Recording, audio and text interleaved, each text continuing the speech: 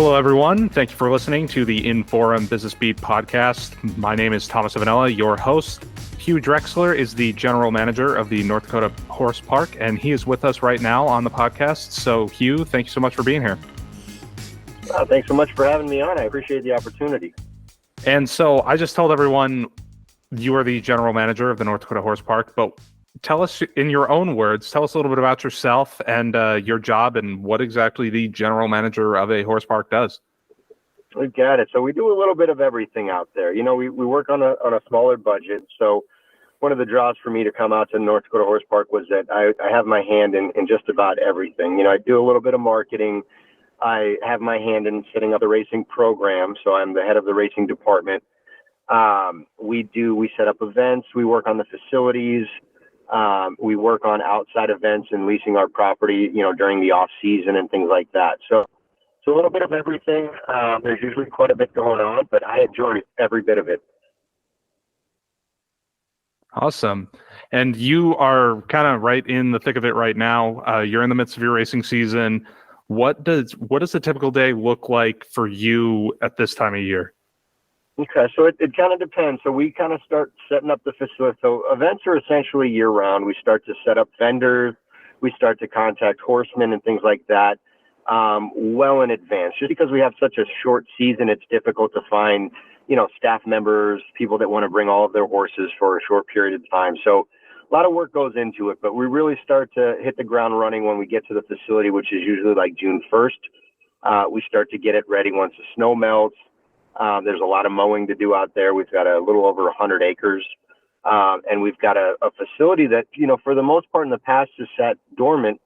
So it takes a lot to kind of get it going again. Now, one of the things that I've been doing while I'm here is bringing more events out to the horse park. You know, we have this beautiful facility out there and it hasn't gotten as much use as it should. And so we're starting to build on that. We're trying to get more race dates.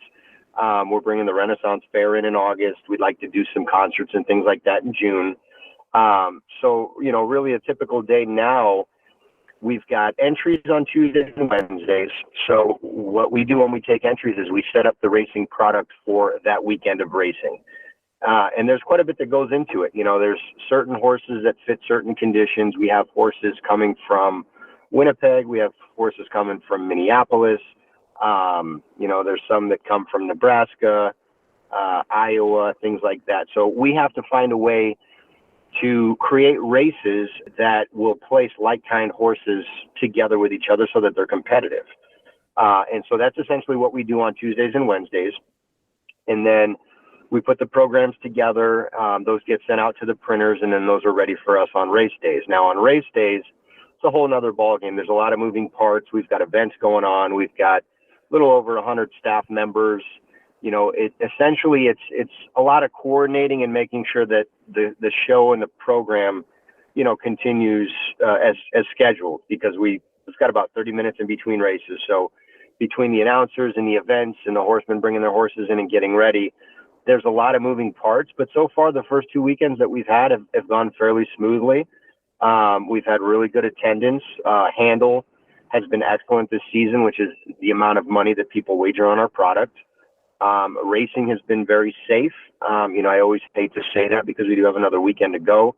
But we do try our best to make sure that everything is in place so that we can have safe racing. So really the days are pretty chaotic, you know, about 5 days a week. And when we're not putting the product together and we're not running racing, we're still taking care of the facility. There's a lot to be taken care of out there. We've got, you know, anywhere from 150 to 250 horses stabled there at the same time. So, you know, there's a lot of manure collection. There's electrical issues that arise. If it rains, it becomes a muddy mess back there. So it's just, you know, there's a lot of things to take care of, but I've got a pretty good staff this season, and, you know, so far so good. So what does the staff look like this season in terms of numbers? And you mentioned manure. Is there someone whose designated job is to just pick that up all day? So the manure itself coming out of the stalls, that is the trainers and their grooms' responsibilities. We have bunkers not only around our barn, but around the NDSU barn.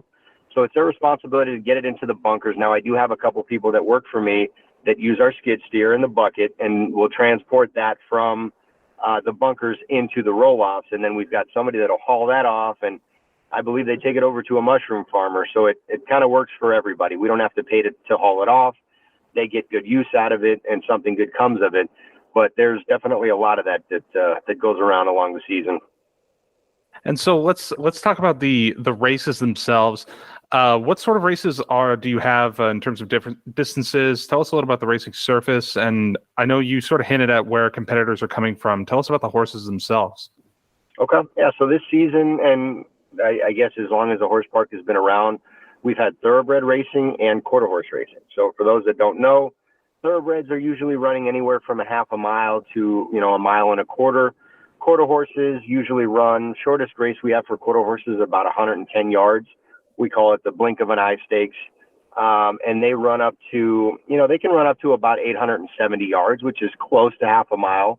So there are certain races that we can mix quarter horses and thoroughbreds in those specific distances. Now, the thing about that is, so we have groups of quarter horses, we have groups of thoroughbreds, and then we also have to group them by condition. And what condition means is some of them are maidens, horses that have never won before. Some are 2-year-olds, some are 3-year-olds. Some have not won 2 races, 3 races, and then there's also different distances. So really the big thing is finding a common ground between a lot of the horses that you have on the ground so that they compete against each other. And because we draw from such a small population of horses, that becomes fairly difficult. In terms of the track surface, it is a mixture. This track does have a lot of sand in it.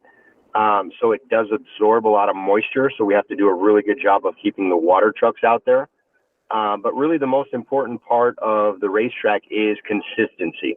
A lot of horsemen will tell you that, there will be a lot less injuries to the equine performers if the track is consistent. What that means is you don't want a lot of holes, divots, ruts, anything like that. So we try to do what we can, and our track superintendents do an amazing job, especially the last couple of years that I've been here. I have 2 people that do that for me. They run the tractors, they run the water trucks, and it's a 24/7 job. So essentially, they open the track when there's training in the morning, they close it, they seal it. If rain is coming, they have to make sure that they seal it. Otherwise, what happens is we get too much moisture, and that starts to create ruts. So a nice, even surface with a certain pitch that allows the water to drain off. Making sure that we have a solid base underneath the sand and that all those elements are consistent is really the most important part of that track surface. And the fact that this track remains dormant, 11 months out of the year, and it's a really great track surface, goes back to the people that originally put this track together and the ingredients that they used in the mixture of the sands and the clays and the drainage and everything else that they did here. It makes it a lot easier for us to get the job done. So let's focus then on the surface and the track. Kentucky Derby in May was surrounded with a slew of injuries and deaths that swirled around the race, kind of casting a dark pall over the Derby specifically and horse racing in general. And that happened on the biggest stage in racing. Was there anything that needed to happen locally to address that, or did that seem to be a venue-specific issue? I'd say it's kind of a nationwide issue, and the issue is there's different groups involved in horse racing. You've got the racetrack operators, you've got the trainers, you have ownership groups. It's very difficult to get all 3 entities to work together towards a common goal. For some of them, for a lot of them, it's a business. And so when we work together, not only, it affects the safety and the performance of the horses, but it keeps them safe around the racetrack as well as their jockeys. So our job as facility holders is basically to make sure that they've got a consistent surface and something that's going to be safe. Now, there's a lot of different things that can change the elements of that. So rain can change it, heat can change it, snow, freezing, movement in the land that the track sits on. There's so many different things that can happen that, might not be anybody's fault, but they're things that you have to kind of keep an eye out for to make sure that you address that.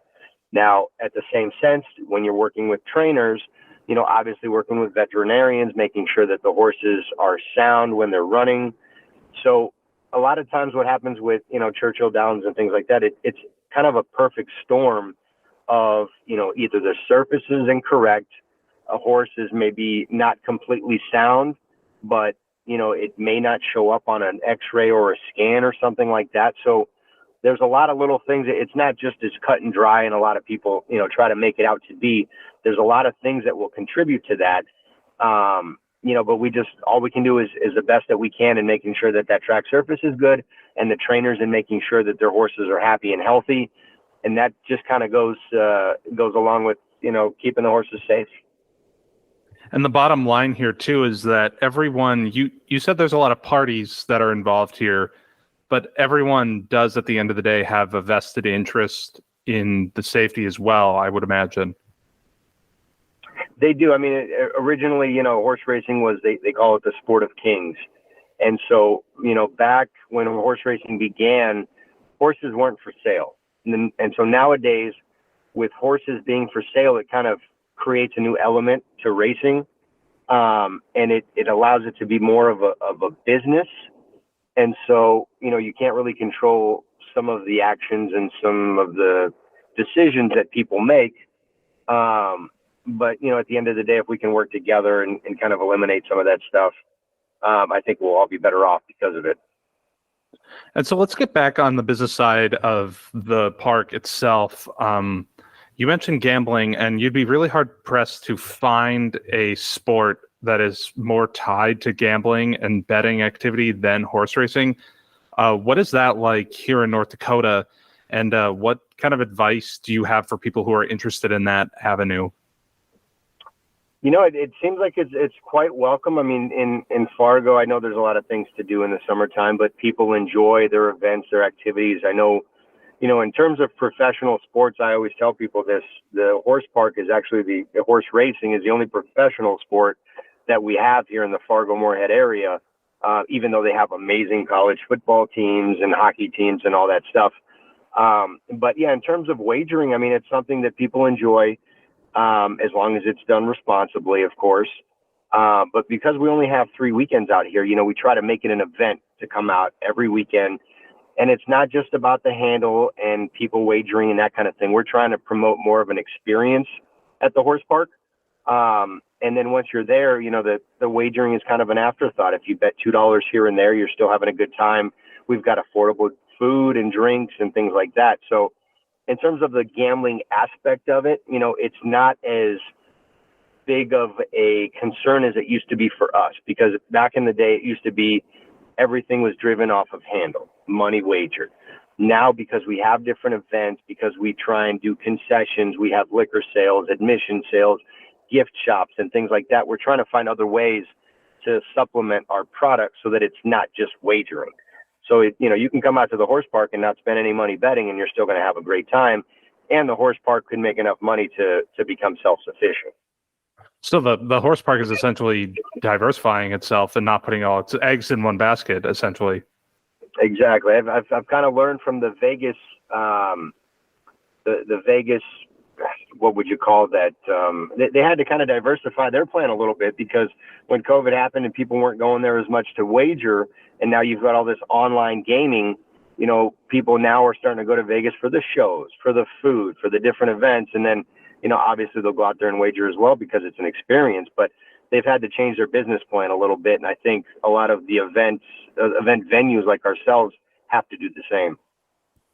And what has attendance been looking like this year? I know you said that it's been pretty strong on the whole. What's sort of the capacity of the facility, and how many people are you guys bringing in each weekend? You've got it. So, last year for me was more of a watch and see and observe and see how things worked. So I didn't make a ton of changes. We obviously tried to improve the facility to give people a better experience when they come out to the horse park. And it's shown this year. We've done quite a bit of marketing. We're getting involved with some of the sporting teams in Fargo-Moorhead area. But opening night, a little over 2,000 people. For the Budweiser Clydesdales Day, it was a little over 3,000.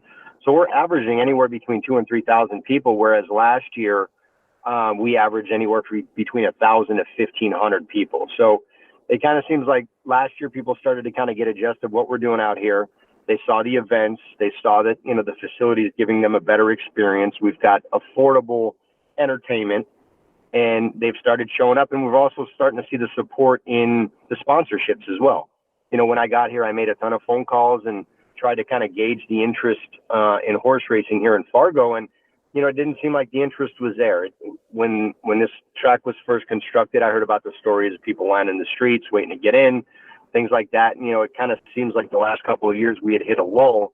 But, I like to think, at least my experience with horse racing itself, and then, working with some people who are really good at promoting and bringing people to the horse park, the combination of the two has been working really well.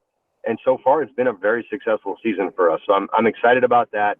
We've got a huge weekend coming up. We did a Facebook Live today about our Derby draw. So we've got a North Dakota Quarter Horse Association Derby, and then we've got a North Dakota Thoroughbred Association Derby. The quarter horses are going to be going 400 yards, and then the thoroughbreds are going to be running a mile. We've got really good fields for that. We've got a $30,000 race for the thoroughbreds, $25,000 race for the quarter horses. So the money's getting a little better, which is bringing in better horses, making for better competition. And then obviously, on Saturday, everybody's going to get dressed up. It's our own version of the Kentucky Derby on a smaller scale. So I'm really looking forward to that event. And this sort of kind of goes both ways, is you have to draw fans in, but you have to also draw horses in. This isn't like a Major League Baseball team that just has a schedule and goes places. I imagine you have to do a little bit of pitching yourself to sell riders and jockeys and horses on why this is a good place to come. Absolutely. You bring up a good point, and that's been a struggle here in the past. So usually with more money comes more competition, comes more personnel and things like that. And so that's kind of what we're looking to build. We've had an issue with, attracting jockeys here just because purses, which is the money that we offer per race, they've been fairly low. So people are not going to come out here for 3 weekends if, the money's not there. Fargo is not a very cheap place to be in July. A lot of the hotel rooms are booked up. So we're doing things within our venue, like providing affordable RV hookups and things like that, where we can bring horsemen to the horse park and make it a little bit easier for them to spend a couple weeks here. So I think that's one of the things that kind of we're doing. But in terms of like the product, we work in regions. And so usually horsemen are not going to travel, a couple thousand miles away to come up for 3 weeks of racing. We're lucky enough that there's a racetrack up in Winnipeg, Assiniboia. There's a racetrack that runs before we do. It's a sister track to us called Chippewa Downs. We get probably 75% of our horse population from there. Most of them are North Dakota breds. We get horses from South Dakota. We get horses from Nebraska. We get horses from Minnesota. So one of my jobs in the off season is to go to these different tracks, kind of give them an idea of how much money we're going to be able to offer, what our racing program is going to look like, when it's going to happen. And, when we run our races, we try to kind of fit into the schedule where there's some dead time or dead space at other racetracks. So that, if they're within 3 hours, there's a good probability that they're going to ship in and run in some of our races. But that, like you said, that takes a lot of coordination. It takes a lot of, FaceTime, going out and talking to these people, reassuring them that we're going to have a product that's consistent, where they can bring their horses every year. And, we've made some connections. Actually, we were just in Winnipeg yesterday talking to their jockey colony. They run Monday, Tuesday, Wednesday up there. We run Saturday, Sunday. So a lot of the jockeys have expressed some interest to come down and ride while they're not riding up there, which will help us, in the long run. And so how long have you been involved here in Fargo, and what is the growth that you've observed during that time? So I've been here for about 1.5 years now. And I mean, wow, probably an increase of 500 to 1,000 people a day. And I don't know what kind of marketing was done before I got here. I know that there wasn't a lot of relationships with the sporting teams. But the last 2 years we worked with Newman Sign Company. We've done the digital ads. We've been part of the, promoting with the rodeos around town. We did something with the Red Hawks this year where We've got a North Dakota horse race in between innings where a couple of people ride on some bouncy horses and they race, and it's a tag team type of thing, and then they win some tickets to the park. And for me, I think it's just about exposure, because when I first arrived here, I could tell you that probably 2 out of 3 people that I spoke to didn't know that we had a racetrack in North Dakota, and we have 2 of them. So, really exposure is the biggest one. Like, people are looking for things to do in the summer, and we have that. We just have to spread the word and trying to find the most cost-effective way to do that and the best way to do that.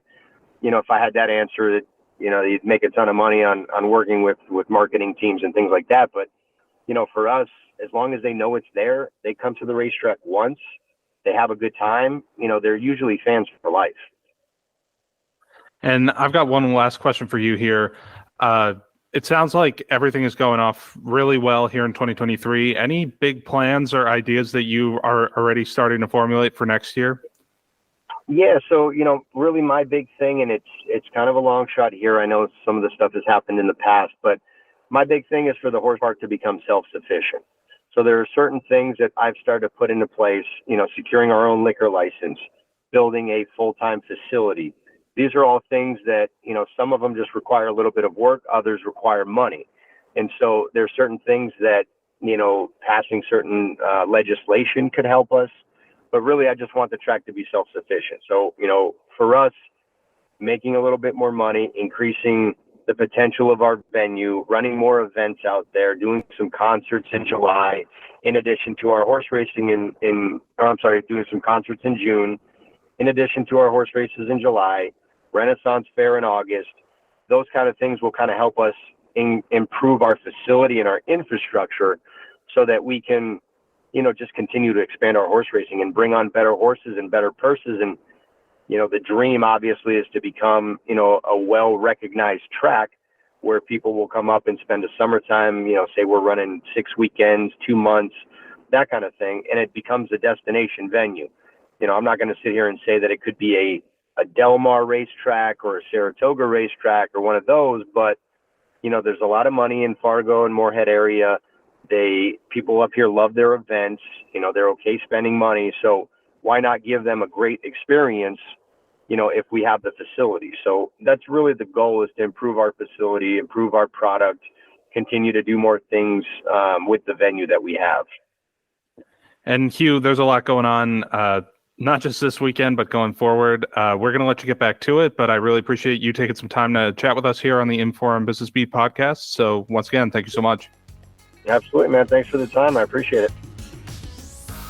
Get 3 months of local news for just 99 cents a month. You'll get unlimited access to the news you need to stay engaged and connected to your community.